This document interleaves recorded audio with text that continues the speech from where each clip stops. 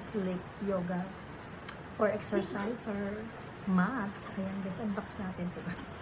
Actually, hindi sa akin, ito sa anak ko to guys. Kasi meron kami nasira na, so napabili naman ako ng bago.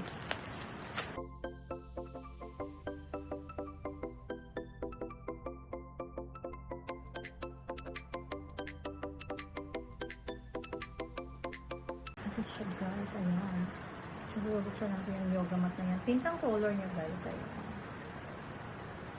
Buksan natin ito guys, yung yoga mat, para makita nyo yung size, yung haba ng yoga mat. Ay, ito.